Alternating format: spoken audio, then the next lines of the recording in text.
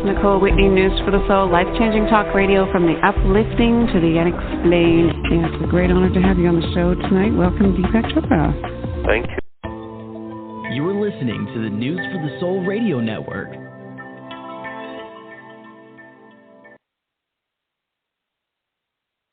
News for your soul. Life-changing broadcasts to souls around the world since January 1997.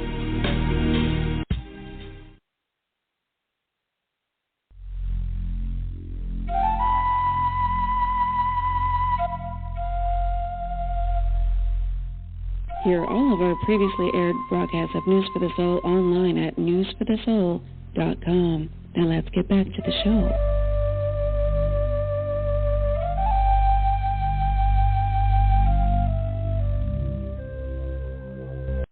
Next on News for the Soul, Bridging Realms with Becca Honeycutt. Becca is an energy healer, body-mind counselor with a passion for shadow work, the art of making the unconscious to conscious. It's about diving into the depths of you, facing and embracing your deepest fears about yourself to reclaim and empower you to move forward in the seat of your own authority. This is an excavation and reclamation of the soul. This returns to you the ability to trust in yourself, unapologetically speak your truth, and have full freedom of expression. Please welcome back Becca Honeycutt to News for the Soul. Okay, let's see if we've got Becca on the board. Becca, are you there? I am. Can you hear me? Perfectly. Welcome back. Yay! Thank you so much. I so appreciate it. Let's get you to reintroduce yourself and what's up for today. Well, first of all, I wanted to thank you for joining Bridging Realms. This is about bridging the worlds of the seen and unseen. I am Becca, and I love shadow work, and there are so many reasons why. And so today I wanted to just give a little introduction to those who may not know what shadow work is, my experience of it, how it differs from other therapies, benefits, who should use it, why, and just see what that stirs up or brings up for anybody along the way. And I've also got on the docket to discuss anxiety, fear, and survival mode, and then take some people through a little bit of what some shadow work looks like, using myself as an example. Awesome. Sounds great. Where's yours? Yay! Thank you so much. So first of all, I'm going to do the authenticity thing that I've learned in my shadow work by stating I am nervous as hell right now. This is my first show, doing it sort of on my own. I'm so grateful Nicole is here with me.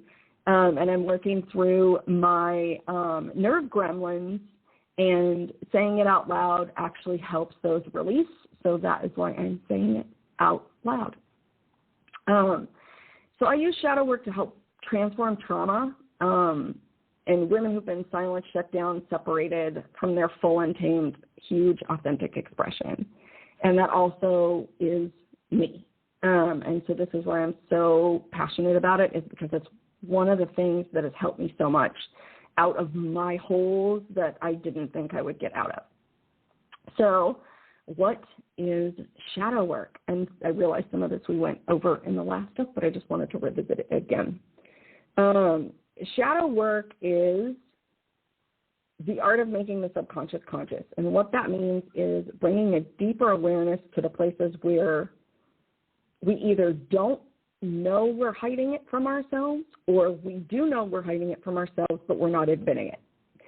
So what some of this looks like is judgment, like if you're a judger, if you like to criticize, if you feel unworthy, if you feel ugly, if you feel all these, I have bad thoughts about myself, but I'm going to push them away because it's too painful to look at. So this is all the shadow realms. It's pieces of ourselves that we've discarded that go far, far, far underground because they're too painful to hold, or we don't know how to do it in some form of balance. So when you actually do the work of shadow work, it is about going down into that basement of we don't know what's down here, or we don't want to face it, and getting to know these pieces of ourselves and befriending them and integrating them back into the whole of who we are. Why the hell would anybody want to do that? Here's why. I cannot live as a whole person if I don't own all of who I am. Because part of what owning my shadow bits does is make me more authentic. It is more of who I am. So if I'm not willing to own the fact that, hey, I'm nervous, you're going to feel this throughout maybe my whole show and what I'm doing, because I'm trying to hide that. I'm working really hard to hide that I'm not nervous. I don't want to talk about it. Can you feel like all the anxiety that can generate in someone's body? So by owning that and just putting it out there and risking my vulnerability actually ends up working as my own superpower, because it's relieving so much pressure on the things I'm not saying but I am aware are there. And that is how it helps to heal us. And there's so many aspects to this. Like, there's aspects of our personality that are down there. Then if we have encountered trauma, there's deeper, and layers upon what that trauma created in us, how it created more pieces of ourselves we might be ashamed of based on stories that aren't true, and then the feelings we have around that, and then it just keeps shoving stuff down into the basement. And then we're left pretending to try to be this full normal person and look good and pretend I've got it right and have the right answers.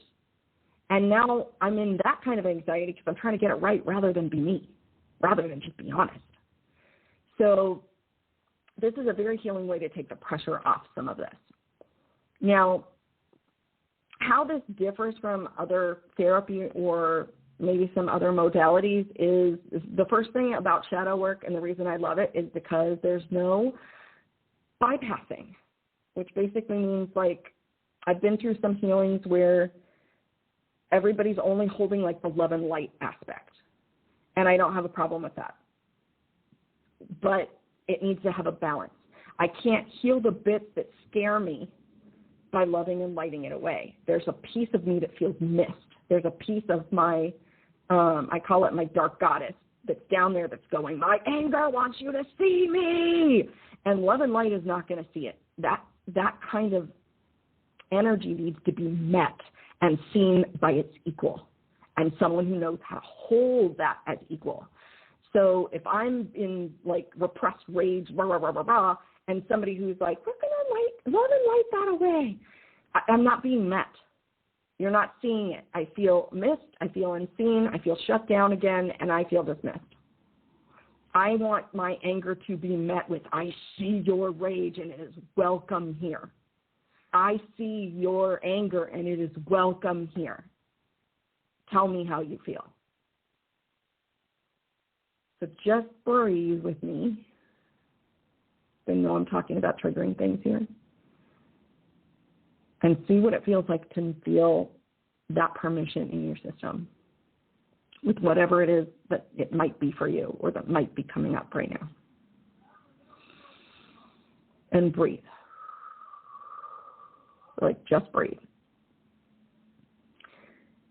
So this is about getting to the root of what is unnameable, what you feel unlovable about, where you would rather hide, shame, humiliation, all of that stuff lives down here. And they're just aspects of the self that got dismissed, got shut down, shamed, and told they were bad, and we believed them. So therapy is also great, and this is where different kinds of therapy. So I'm only going to talk about like the therapy that I went through, because, and this is not to disparage therapy at all. Whatever, I'm total proponent of whatever works, and I'm not saying therapy doesn't. It's just, for me, this is why I love this work over therapy.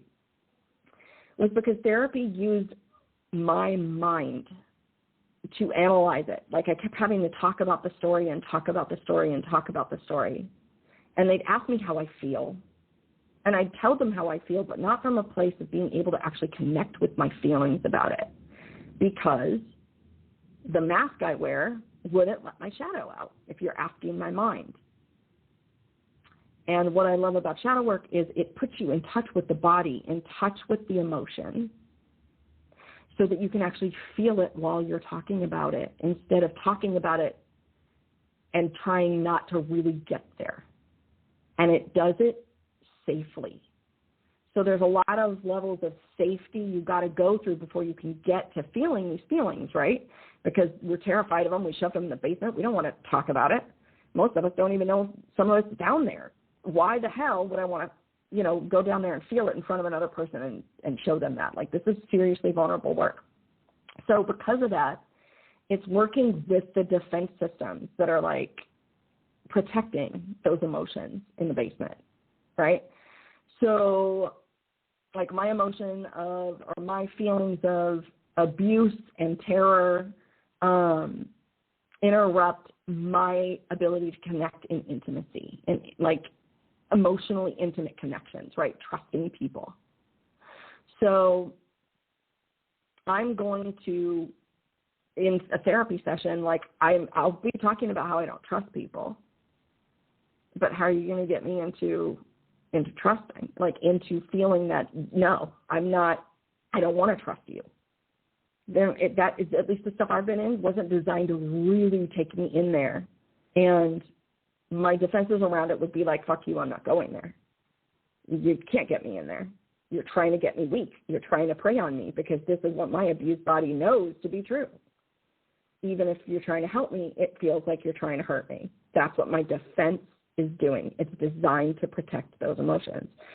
So this work acknowledges those defense mechanisms, doesn't make them wrong and bad because they protected you. So we're here to cheer them on and say, good job, doggy at the gate, protecting the heart of your human. Good job. And then we're going to push a little bit and see how much of this is just a habit and how much of it is really protecting something down there that's terrified. So we're trying to tease out the habitual protection system where it's just, well, this is just what I do. I don't trust anybody. That's just who I am, right? Identifying with it. That's just who I am. Is it really who you are? Or is there a part of you that's just really scared to trust anybody and really believe there's nobody good out there? Now we're dropped a level deeper. Now we're opening the door to what's really there, and we're seeing what's the capacity for the person who got injured here, that little part that we're protecting. What are the capacities that he or she has? Because if she says, no, I don't trust anybody, you're just back off. I don't want you in here. You're freaking me out. No. That tells me this person is completely 100% terrified and I cannot push at all. So it's about then bringing support and seeing the person that's in front of me, seeing the defense that's in front of me and honoring it. If it's like, wow, you're right, I habitually don't trust people and I really don't know how to get out. They answer that way. Now I know I can play with them a little bit. But there's always safety moving here because we're always working to make sure that all the bits of you are included. And because trauma shatters and scatters bits of you into different places, it's also about collecting pieces that were sloughed off or shattered off and finding them as we go down and bringing them all back, sewing them all together and making a wholeness person out of that, putting you back together and integrating again. So there's a real presence factor with this work that I love, because it's that's the part that just makes me want to cry, because I remember I don't remember the story, but I still feel it in my heart. I remember the first time my bits got seen in that way. My heart could relax for a minute. My whole body could relax and not have to carry or put up a front or bullshit anything. I didn't have to hide for a second. And that made me feel a little more safe. And the amount of myself that one moment gave back to me, shifted years of what I had tried to get to in therapy. just because I was with somebody who could hold me in that way, meet me there, not make me wrong, see it, and let it express its aspects of itself. Let whatever darkness I was afraid was going to come out and show itself, and that I was going to get shamed and shoved back in the basement, actually come out, be met, be seen, be honored, and spoken to like it was a normal part of me, completely healing. Transformation like off the chain. My whole body has reactions to this, and this is what's on offer with shadow work that I feel other modalities don't quite provide as quickly. Now, well, I've already told you the benefits of that. So, like, who should use this, right? Is shadow work great for me? And this is really a personal question. So, a lot of the times I find that people come to shadow work after they have done a lot of personal development. So they've read the books, they've gone to therapy, they've gone to all these other things, they've tried everything else. None of this stuff works. And now I'm more irritated that I'm stuck than I am scared to really look in the basement. And when you get to that point, or for me, I get more angry, I get pissed off, I get like, I'm so sick of being here, that's making me frustrated, I'd rather just get the hell over this. I want to dive to the bottom of the pool like right now. And part of this is like, I call it circling the drain. So it's like, there's so many aspects of this, but our mind is like saying we want to go get the help, right? I want to get the help. Part of that is because I want to look like I'm getting help, and people know I have this problem. I know I have this problem, and part of you really wants to seek the help. But the mind gets a hold of it and has you circling the drain of, like, once you've worked everything and it isn't working, it's like, oh, God, there's only one more place to go. And we'll sit in that little spot of anxiety for a little bit and just go, I don't want to go down there. I don't want to go down there. Oh, well, maybe if I try this. Oh, well, maybe if I try to do that. I did that for, like, I don't even know, like 30-some years of my life. I did circling the drain. And it looked really great on paper. I looked like a rock star. I was doing it right. I was analyzing things to death. I had all the right answers, but none of it was transforming my pain. None of it was actually having an impact on my body. And I can't remember how or when, but at some point I just dove into the bottom of that pool and went, fuck this. I'm going all the way down. I am so done. And I just dove straight into the dark and was like, let's do it. And what I found when I got there and healed that was that the majority of my pain was because I was circling the drain, not because of what I was really afraid of in the basement. And that shocked the living hell out of me. It was like that, you know, you hear the story about the dragon and it gets so scary, you get scared of the dragon, but really the dragon is just like a little tiny stuffed animal sitting there with a giant light behind it that's projecting it huge on the wall in front of you. Right? It's a total lie. Because what was really down at the bottom of the basement was me, my heart, the truth of that little inner child that I left behind because I had to leave her there in order to survive. I had to pretend she didn't exist because that's what my people told me I needed to do to be like them. And I was little, and I couldn't rationalize, so I do what they say. They say you're too big, you're too much. Stop being expressive. You know, so we leave parts of ourselves. This put me right back in touch with that. And did I cry? Oh, hell yes! For months I cried. And found more places. But what I realized is as these places got set free, I wasn't looping around on this story about this happened to me and these people are evil and, you know, they're to blame and this is what's wrong in the world, or I'm worthless and I can't do anything and it's all my fault and I'll never get out of this. I'll never be worthy. I'll never have relationships. Like, these are the stories that were mine, right? And I go into the feeling, and the minute I feel something that was that deep or sad, the first thing I did was go into the pattern of blaming myself, making myself wrong, all because of this little discarded one who was really holding that at the bottom of my well, in my basement. and I didn't know she was there. She's running the story on herself. I go down there, I get her. She comes back. Oh, where are we? Because that little piece that gets stuck and trapped in those ages when this happens, grow up. When we go back to get them, we're the ones who love on them and say, hey, honey, I see that you're down here beating yourself up with a bat, saying how wrong and at fault and horrible you are. I don't think you're horrible. There's nothing wrong with you. I understand why you're in this pattern. And I just take my hand. Just take my hand and let me show you how loved you really are. Boom. Peace integrated.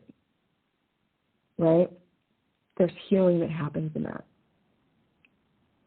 So this is what's on offer. If you're willing to just dive into the bottom of that pool and forego the looping around the drain situation, once I figured that out, it was like, why would I ever circle the drain again? The drain is more painful than the basement. Get me in the basement every time. And there will be times when I will hit things that I will avoid. I'll watch myself do the same pattern. Just because I can do it once doesn't mean it happens every time. Like when the shit gets scarier, the more you do this work, the deeper the beliefs that you're carrying open up. It's like that onion. You start with the easy ones, and the deeper you go, the more, like,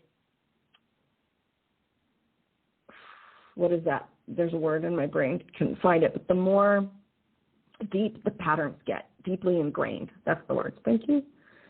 The patterns that are there, or the belief systems that are there to unwind, and the harder it gets to look at it if you are going to avoid feeling your feelings.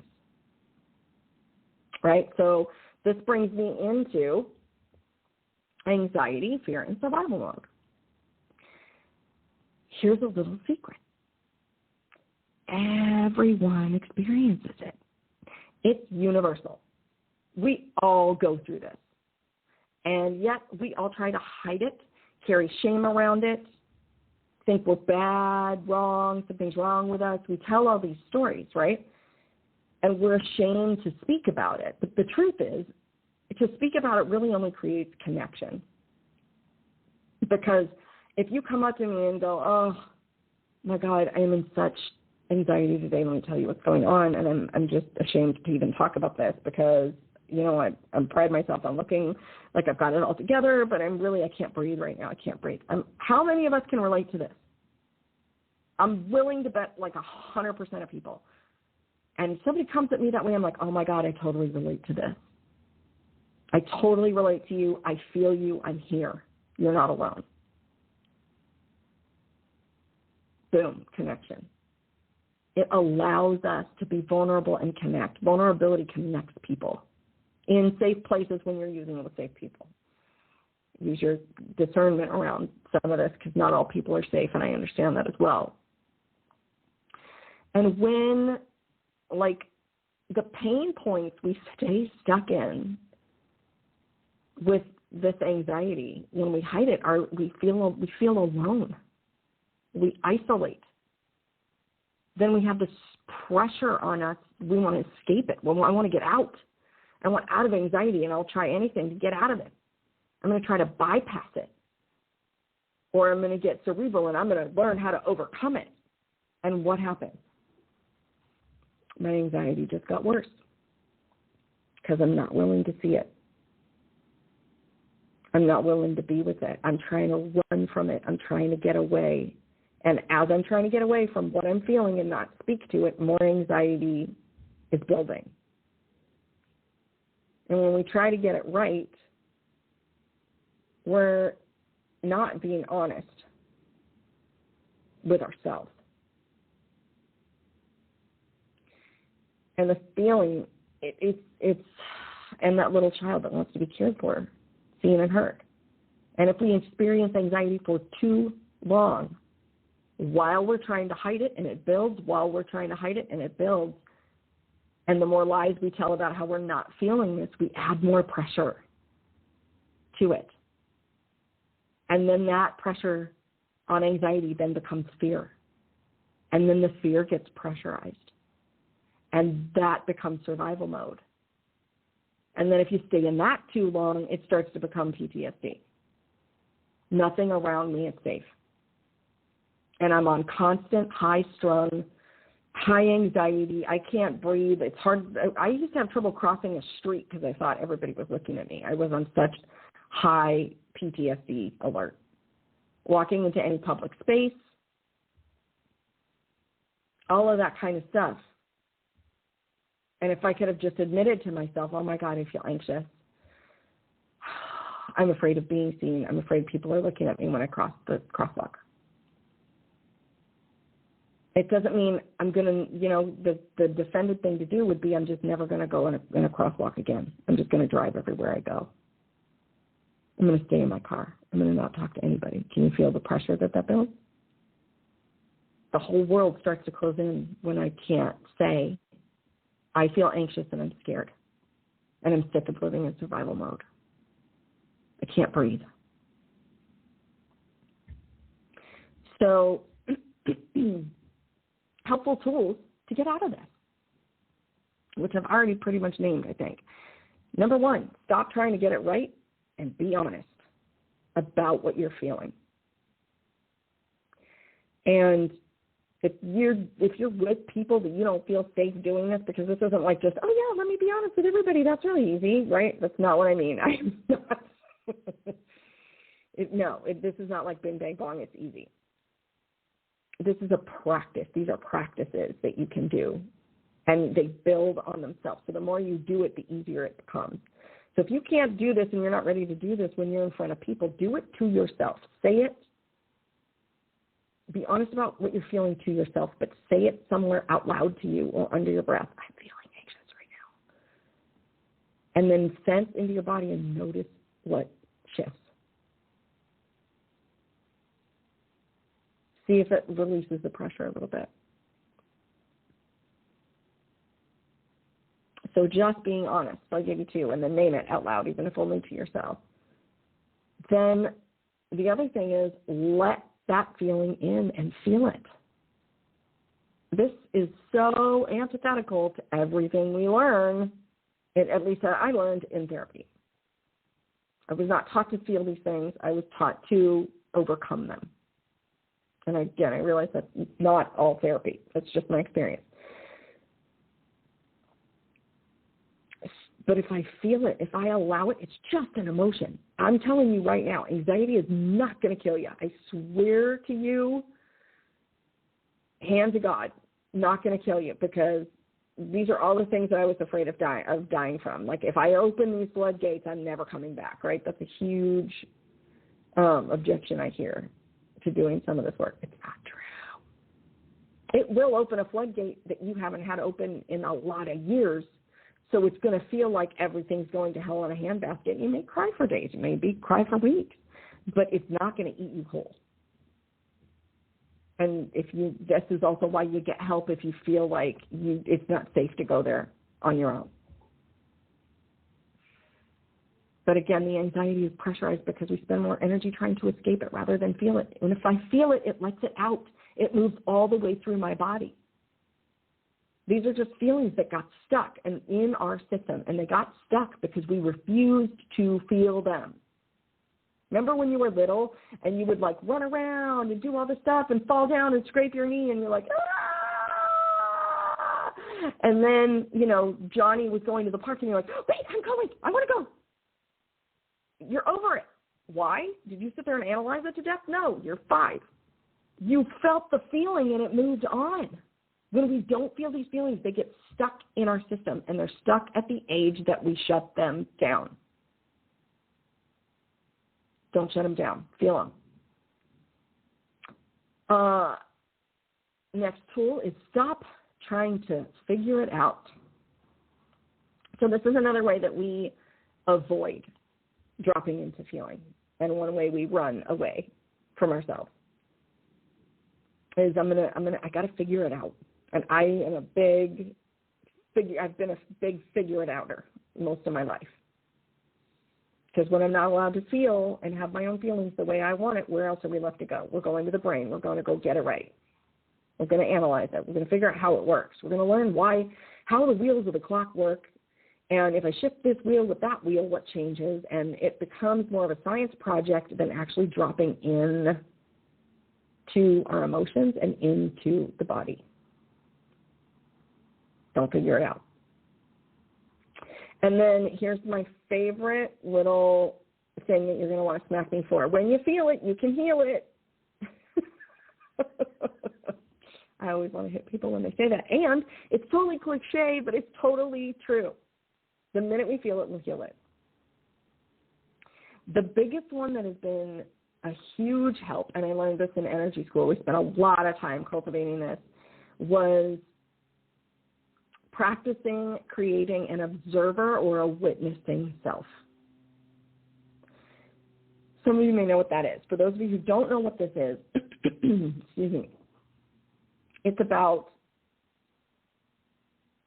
practicing noticing yourself, noticing your reactivity, noticing your emotions, noticing breathing, noticing thoughts, right? Some meditation. But it isn't about getting rid of all of these things. It's about noticing that you are all of these things are part of you, and you are more than that. You are more than this body. You are more than your feelings. You are more than your thoughts. You are more than your breath. You are something bigger.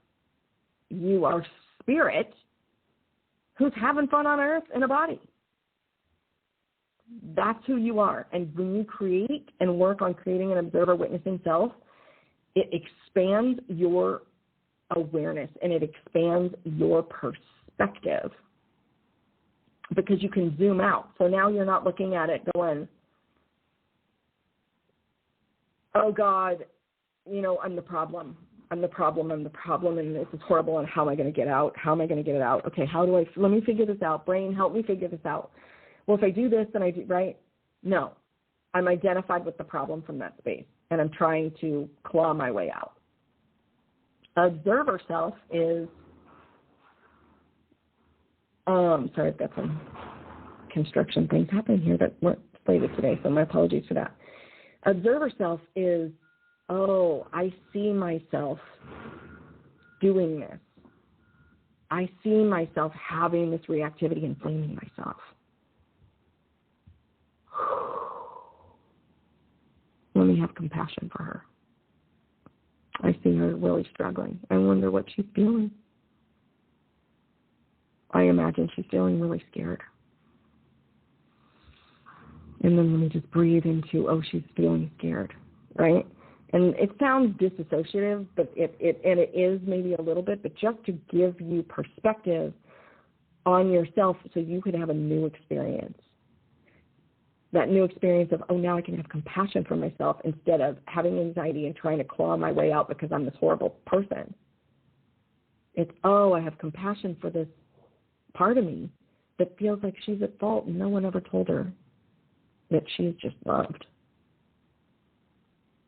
And that she can be as messy as she wants, that she can screw it all up and that she's still loved. I'm going to sit with that part of myself from this perspective and see what moves. That practice can shift so many things. It helps you become less reactive and be able to respond more to your surroundings. It's a very, very, very, very powerful tool. You observe the problem, emotion, situation without identifying as the situation, emotion, or problem.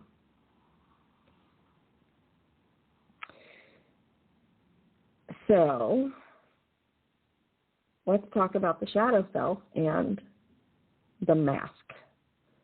So I've already gone through some of this, but what is the shadow self? My shadow self is part of me that I don't want to identify as, right? I'm this horrible person. Excuse me. I'm a judger, and I criticize, and I do all these ugly things, right? And so I don't want to look at that. So that's my shadow self. And then here's my mask, right? my mask presents itself as tough. No one's getting in here. I got it all together. I am confident as hell. And it's all a front to protect the truth of where I feel most vulnerable and have been most wounded. My shadow self judges, criticizes, punishes, blames, finger points, and shares how she would do it right and do it better. And pay attention to this. If you can hear this, there's a twisty, I'm enjoying that happening, right? I can do it right. I can do it better. Let me tell you what's wrong with you. Let me show you how to do it right. That's my mask. That's what's above me as far as the BS that I hide behind. Because if I'm standing in that position, I feel more powerful. I feel less vulnerable. That's why it feels good. I'm in control. I'm not weak. I'm literally showing up as the opposite of the little wounded part of me that's down in my basement. So I'm not honoring her because I'm not speaking her truth. I'm speaking the truth of pushing people away from me. Don't come down here because you're going to hurt her. So I'm going to tell you, I'm going to push you away. That's part of my mask, my shadow mask. And that pleasure part, it's so, I love it. Like, I just really, really love it. I call her my dark goddess because there's like, you want to be able to express parts that are twisty. We all have twisty parts. And these are the parts that are down in the basement. They need to be witnessed. So it's fun when I can use them. But if I'm using them and I know they're there, it actually gives me, the whole person, more power than if I'm using them to punish, judge, or criticize, because that's pushing you away. It's not drawing you in. There's no connection to be had in that, right? It's a protection mechanism. But because I know I'm a judger and a criticizer and a punisher and a blamer, I can now use it as a pointing out instruction. I can get information from that. And that little part of me that wants to like get off on that shadow part and twisty punishy and use it, like I can revel in, hell yes, I love how it feels when I do that. Right? Not many people speak this way, and I know, but there's power in there for me. Can you feel when I say this, if you know whatever is true for you around here, feel it just for like one breath. Access that thing and go, oh, I love when I get twisty like this, like whatever yours is, and just full body own it. I love when I do this to people and I feel really evil and it's fun. And I know I do that. It's how I protect myself. It releases another bit of pressure because you're owning it. You're not running from it. You're not hiding from it. And this is the base of where all power comes from. Like, at least in my world, energy power, right? It's us that's the tool, and we are the things that determine how we use it for good, bad, whatever you want to call it. But the raw, innate truth of what this power is once we dust all that shadow off and own it is unlimited life force. And each of us have this. This is what shadow work works to clear. So I'm going to show you, let me see, how my expressing my shadow self affects me negatively. I'm not being honest. I'm hiding my true feelings. And when I do that, I'm betraying myself by acting as if something other than what I'm feeling is true. I'm going to say that again.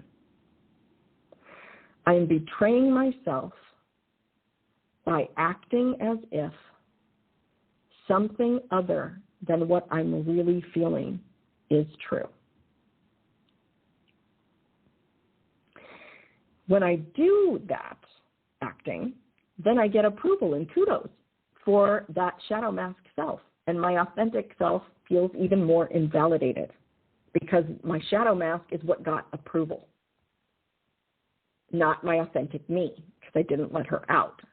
Because I got approval for that, I will subconsciously continue to choose the path of getting it right over being honest and getting acceptance rather than being honest about my truth. And each time I do this, it hurts my heart more and more. And then I shove that feeling down further and further. And the muscle of false conditioning that if I want out of eventually will take longer to undo to get back to my authenticity. Does this make sense?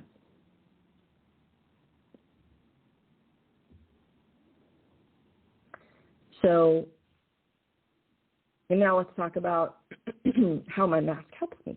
What do I get from being masked like this, right? I think I feel loved and accepted, part of the group, and fit in. My mind is telling me I belong. But the love I'm getting isn't real. It's conditional. It's based on lies that I'm telling about me, which is why I will never be known, never be seen, never feel heard. My subconscious is doing this. Most of us don't know this is happening, which is why this work is so needed. It's hard, and nobody knows. It's hard to get down here. How does owning my shadow self and admitting these feelings are true help me in real ways? It sets me free. It releases the pressure on me, on my heart. It reverses all the self-betrayal I did every time I lied about the truth of how I felt. I judge others less because I own that it's my judgment, not yours to be judged about. And it might not look pretty to other people that are still playing in look right, look good, look acceptable, but what it gives me power and freedom in is truth. Do I want to be honest, or would I rather look like I'm getting it right? Like, I keep going back to that. This is where we are. That's how we start self-betrayal, bibbidi-bop. So here's an example of what it looks like with myself in conversation. So I'm going to tell you a story about my friend Clara, how I judge her and what I say in her head, and then the shadow work process that I start to go through. And how judging is pretty much avoiding. Shadow work is owning my true feelings no matter what they are. So I'm judging my friend Clara because she has no problem. Like, she loves to take up space. She loves being seen. She loves to be sassy and feel sexy and revel in being seen and heard, and she's good at being in the spotlight, and I hate it. I hate her for it. Why? Because I'm jealous. I have to own that. I got to own. Why? Why do I hate her? Because that's mine. It's not hers. She's not bad for being her. I'm jealous. Okay. The next question is, how does that point to healing for me? What is this jealousy showing me? It's showing me that I am denying the part of me who wants to be seen, take up space, and be the center of attention. I would rather hide and not show up as the center of attention because I got in trouble when I used to do that when I was little. I felt shamed, or it felt stolen from me, or the story I felt was others were competing for it with me. And I would rather not compete. I would rather be loved. So I'd better be quiet and stay hidden and not seen. Now, this is where I know this is my work. This is where I can begin to enter a relationship with myself and my subconscious differently. Does that make sense? And look how long. Did you see how many steps it took me to even get to the nitty-gritty truth of where that deep work is? I had to let myself even hate her. Most of us won't do that, right? I have to let myself hate. I have to admit that I hate her. Then I have to ask myself, why do I hate her? Then I have to admit that I'm jealous. Like, yuck. Most of us do not go this far. Why am I jealous? Because of this, and this. Why do I hate that about her? Because I don't have it and I want it. Now, what power does it give me to own? I have it and I want it. Now I begin to do the work of risking myself to take up space. Risking in playing with the energies of being sassy and feeling sexy and saying, look at me. And allowing myself to get a new response back than what I got when it shut me down. To be seen and have people go, oh, my God, Becca, wow, that was really cool. I really loved how you did that. Oh, now I'm building the new muscle of the healing. Instead of, if we got, you know what, honey, I'm too busy right now. I just don't have time for this. Oh, I must be bad, right? That's what the little kid did. So to now get, Becca, I love it when you come out here and do that little dance and be all sassy. You do? Yeah. Can you do it some more? Yeah. And can you hear the littleness in my voice? Because that's the age it got stuck at. So it's that piece that now gets to grow up and learn how to be seen as an adult, but she's got to pick up where she left off.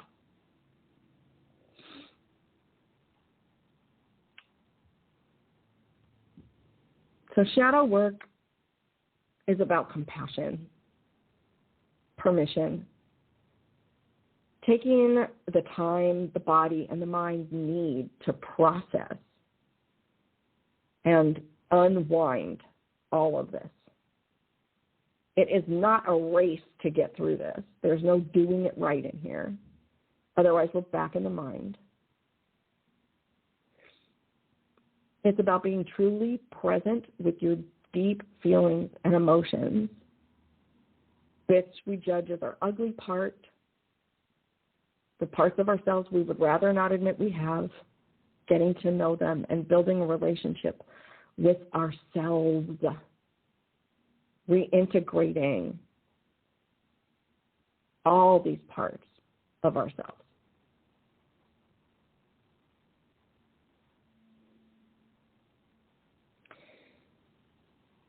And I just, like, my heart just so explodes. I'm just feeling into myself right now. There's so much fire in this work for me. Like, it just, I feel my heart burn when I talk about this. Because for me, it's about freeing the suppression of everything that would make us whole. It's about ripping the chains off, ripping that tape off your mouth, unleashing full, unadulterated expression for all of that big, huge, expressive life force in you that wants to move, and letting her move. I get so, excited to watch clients break through that barrier and go, oh, there I am. Oh my God, I can feel me again. I can feel my heart. Holy crap. I lose my crap. It is such a deep, profound soul healing. And I love the connections that it connects the whole body, soul, mind, spirit, heart, psyche, all of it. It's reconnecting all of us back to ourselves, all the little bits. And I did not think that I was going to make it through everything that I had prepared today, but I did make it through everything I had prepared today.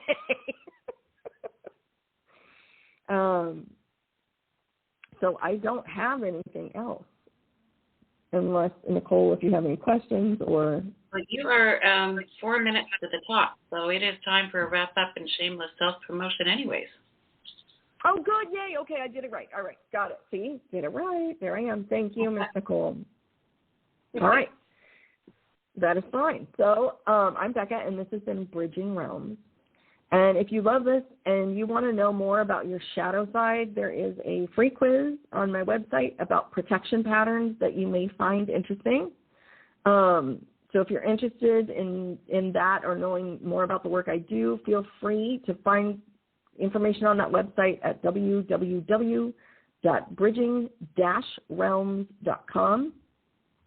And thank you so much for listening. Have a great couple weeks. You too, Becca. Becca is all linked up as well at newsforthesoul.com. We're back with more after a quick reset break. Right after this, if the buttons will work for me.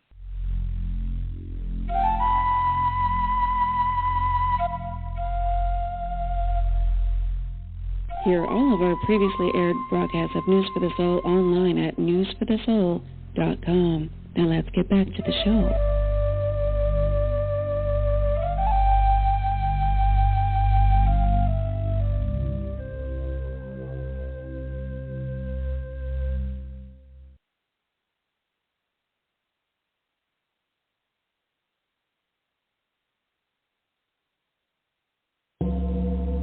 Stay focused. Stay strong. News for the Soul will begin its 24th year of broadcasting in January 2021. After nearly a quarter of a century of grassroots investigation and exploration into the unknown and lesser-known realm to discover what's really real and what's really possible, with News for the Soul founder, journalist Nicole Marie Whitney at the helm, we now find ourselves here in this pivotal moment in human history. Staying in our power and in our hearts is more crucial than ever. We are continuing to work 24/7 at News for the Soul Broadcasting to uncover deeper truths and techniques to best maneuver through these very challenging times. We are increasing our broadcasting hours to support and serve you in the highest way possible. Tune in daily to discover new hosts and radio shows, and to hear Nicole Marie's latest cutting-edge interview with luminaries of our times, speaking to what's happening in our world today from a conscious perspective. Community, consciousness, and positive, empowered focus are crucial elements right now for us all. Stay focused. Stay strong. For over 20 years, we've known this simple concept to be true. What you focus on expands. That is more important than ever in 2020 and beyond. In times of social distance and lockdown, we must connect with our community more deeply and more often, and we are here for you. Our live shows and our show archives are always totally free to hear anytime. Just go to newsforthesoul.com to tune in and find out more. That's newsforthesoul.com, and spread the word so that others can avail themselves of this free resource as well. That's newsforthesoul.com. Stay focused. Stay strong.